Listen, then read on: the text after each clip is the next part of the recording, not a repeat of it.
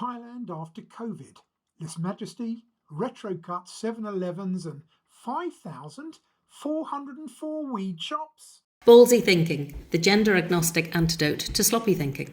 What I wanted to do in this video was to try to look at some of the changes that have happened since COVID. Obviously, this economy was greatly affected by COVID, but people they never really look up when they come to Thailand, here in Phuket town, and you can see just some of the architecture, 20th century, early 20th century architecture, mixed with some of the Buddhist influenced architecture, and it's exceptional really to see some of the changes that have gone on and are still going on in this very important time for Thailand, because there was a general election and a young prime minister or a young party leader got a huge majority, and he's being frustrated from taking office in the Senate by a constitution which was put in effectively by the elites and by the military. And so there's going to be some tension this week, in the coming week, about this. But tourism is back. It's a bit quiet this month, so we're in July 2023, but the economy is very much dependent on tourism. This is a busy night here in Phuket town, because it's the night markets. Yeah, there's a lot going on, and I'm going to use this video just to put together a compendium of different stuff that I've wanted to say since I've been here. I've been here about a week, leaving the end of the week. So I do love the place. I think it's got a very strong culture. There's not really a multicultural Thailand, which is interesting. It has a very strong culture, its own culture, into which many different people can dip into. And yes, there's Christian centres and so on here, but and there's diversity. Of course, there's diversity. But whereas the sort of multiculturalism which is being forced in Europe is the wrong way to go, and Thailand's a good example of why, because you can see here the way in which the strong Thai culture, people just get into the slipstream. So let's see where we go with this video, particularly during this week, which is quite important in Thai politics.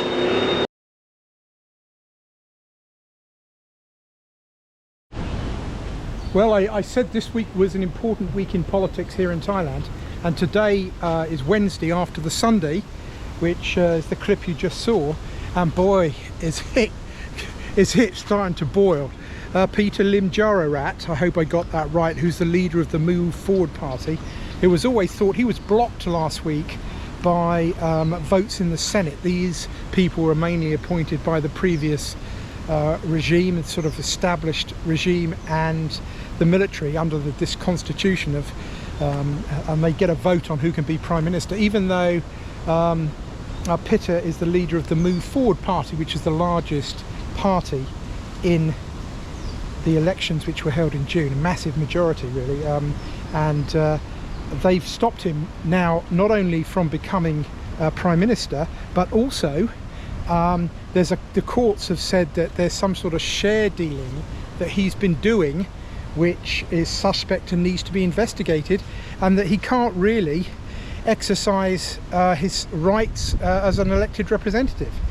So wow, one of the reasons why the establishment here don't like him is because of the king and the monarchy. Not the king personally, I guess, although I'm not sure what his views are on Peter, given that one of the things that he wants to do, and it's not stepping back from, or the Move Forward party, is to relax the Lèse-Majesté laws, the Lèse-Majesté laws, which I'll stick something up on the screen here. But you can go to jail for criticising the monarch or his heirs or his regent or what the heck. I mean, I don't know. And the importance of the king is sort of, I guess, is emphasised here in this Buddhist shrine, which the employees at the resort that I'm staying to can come at any time and say their prayers. and it really is beautiful. You know, they've got little miniatures here, and inside, you know, you can see people who are the king and the queen who are represented in there, and the sort of loyal people here to them. My impression is that most of the people are loyal to the king or sort of support the monarchy, but they don't like these Lèse-Majesté laws, and which people just sort of, you know, even criticizing the king. And he's got a bit of a ropey history, the new king, because of his activities in Germany. Just look it up on YouTube or on Wikipedia, and you'll get the full story. I'm not sure I want to do too much criticizing of the king, but these are really beautiful shrines. You see them all around. People can come, and there's a continuity obviously associated with the king and the Buddhist heritage here in Thailand. The elephants, as you see, but in terms of politics, well, things are changing.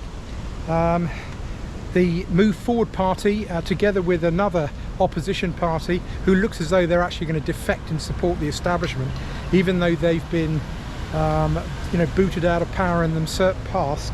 It's going to be interesting. But this guy Pitta, Harvard educated, and if he ends up being allowed to be a representative and sits in opposition to the sort of new coalition that's being put together, the big party, which was Thaksin Shinawat's party, run by his daughter, looks as though it's going to cross over and get together with other parties to form a government.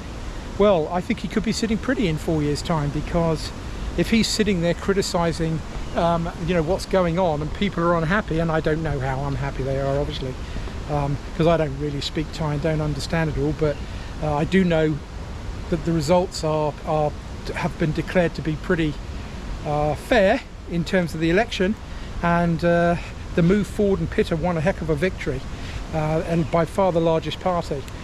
He seems, even when as you can probably see him speaking on TV now, because I've got some clips of him this morning.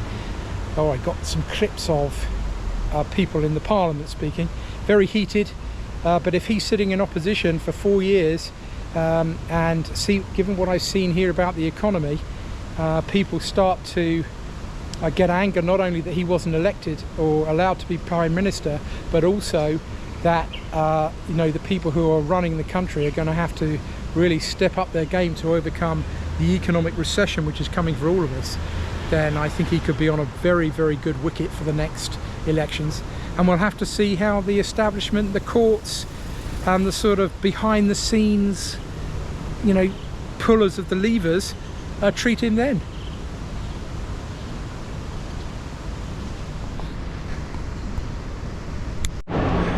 So the economy here in Thailand is hurting a bit. It's hard to get people, according to the people I've spoken to in the resort that we're staying at. A lot went home during COVID and decided that they weren't going to return. The new government is about to increase the minimum wage, which may or may not help. A lot of employers are already paying above that. Certainly the service charge in our resort is split amongst everybody. But you can see here, whether it's Gucci or Hermes or Saint Laurent, Alex de McQueen, you know, these brands really just don't get affected by the recession. The 1% obviously just knock themselves out, and 'tis the world over. No different in Phuket. And I don't know if it's possible to do something on the Thai economy without doing something on 7-Eleven. These stores are literally every few feet sometimes on a street, and you've got that American voice that sort of welcomes you, and they obviously, depending on their size, it depends on what they can stock. One thing I've noticed, not only after COVID but also possibly before, is the amount of dairy products that are now served in these stores Of course, I don't know if that's a Western influence, but you also have butter and cheeses and so on down here. They're quite expensive, but you know, they in this one they obviously cater to Western tastes. They're very big on sausages and frankfurters, which is right down my street. And one thing I noticed, obviously you've got some sweets here, Western sweets, less than £1 for a Snickers bar. Current rate is 45 baht to 44 baht to £1, and that's 30. But here they've got they put on these special deals for Thais. Okay, so here, this one here I tried to buy and she said no, you can't have that because that's just for Thai people. So I could get a sausage. I ended up getting a sausage in the end, but it cost about it cost a few more baht than that. It was still less than £1. But I guess the only other place I'd say is really important that you need to go to if you're coming to Thailand, not just Phuket, but is the place where they sell, right here on the shelf at the back, where they sell mosquito stuff, and that stuff there is absolutely good, I can assure you. And if you can get it on sale, making sure that you do get it on sale, then it's worth having, because the bugs here are pretty crap. But not much difference in prices from what I can see after COVID in this store. I've done some price comparisons. They don't sell things such as, you know, the expensive razors, the Pro Glides and all the rest of it, which in terms of doing purchasing power parity, I do quite a lot. I take photos of where we go, because that's obviously Gillette markets that worldwide. It's quite expensive. But even so, yeah, no Thailand without 7-Eleven.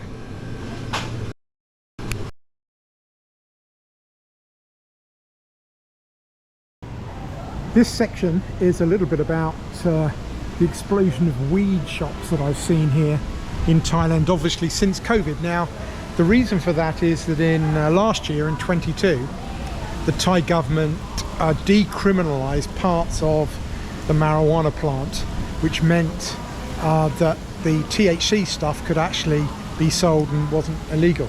You have to be over 20, and there are certain areas such as temples and so on that you can't you know, have weed. But it reminds me, the contrast is really extraordinary, because back in 1980 I worked at a job which was part of the Pablo Escobar's sort of ecosystem. What do I mean by that? Well, I had a job in Santa Barbara, California. In 1980 was of course when Reagan was elected, on State Street, which is the main street in Santa Barbara, and I was part of 4 people. A holiday job that my sister, who lived in Santa Barbara, got me at a shop calibrating upstairs above a sort of I think what they call it is a you know, a bong shop, calibrating a scale. Okay, so it was tiny scales. I couldn't find one on the web because ours was made of plastic. So the first bit was you clip the box together because it was a plastic mold, and then you put the little bit in which weighs the weighed the stuff, and then you put the weights on, and then the last bit was the tester. And of course I eventually, having been there for a month or so, it was only about 8 weeks I was doing this, I got to be the tester. And I found out halfway through this stint, because I couldn't understand why anybody would want to just have a scale that goes up to like a couple of grams, and you know, you fold it up, click it and put it in your pocket. And of course it was there, my first real exposure to the sort of drug scene and cocaine and so on. I saw a copy of High Times in the shop below, the bong shop, and I could see that that was off for sale in that magazine. So of course cocaine was a bit new to me then, but I soon realized, as certainly more and more people were snorting it around me, that was a big issue. And of course now, at that time also, you had the military junta in Thailand, and of course you had Midnight Express in Turkey, where people who did drugs were thrown in jail. And Thailand very much had the same sort of reputation at the time.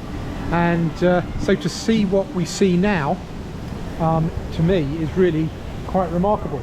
you have these shops everywhere, and so this next section is really just me sort of talking to you about some of the places I've seen, including this one, which if you look around is actually in a mall, you know, opposite a Korean food restaurant with kids and everything, and right opposite a dress shop. So you come here and you can just see as you walk forward just the complete change in Thailand and their approach to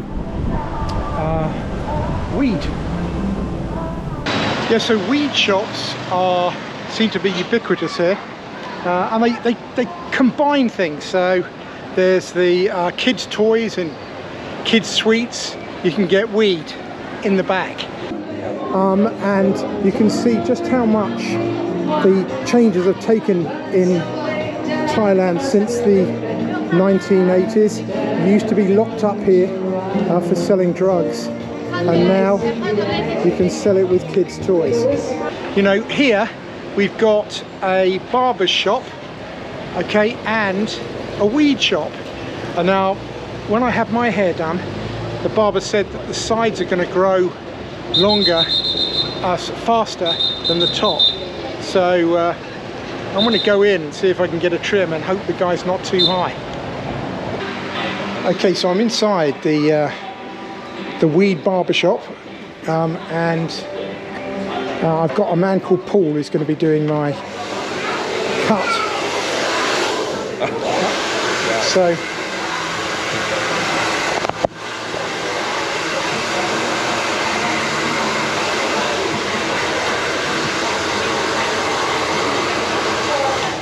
I've asked him to leave the top if possible, but we'll see how it goes because I just need the side sheared.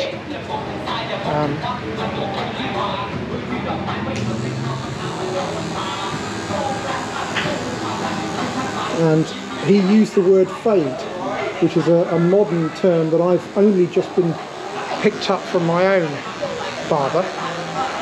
He said a light fade. Well, it's got to be a light fade because I haven't got much hair. But anyway, this is a really, I guess what we call in the UK, the very trendy barbershop. I don't know, quite revolutionary in some ways. They seem to put stickers on everything, which is pretty good. So it certainly makes, I mean, I put gibbets on my Crocs, so there's no way I can complain about people putting stickers all over their barbershop. Well, if I'm honest, whether the guy was high or not, I got just the sort of cut that I wanted. Really, really good. And this particular store seems to be quite a heavyweight store, because you can get not only the weed and so on, but you get the all the equipment. You can see all the bongs in there and the papers. Obviously it's a disgusting habit, but what can you do? Here in Phuket, it's rip-roaring with weed. Ballsy thinking, the gender agnostic antidote to sloppy thinking.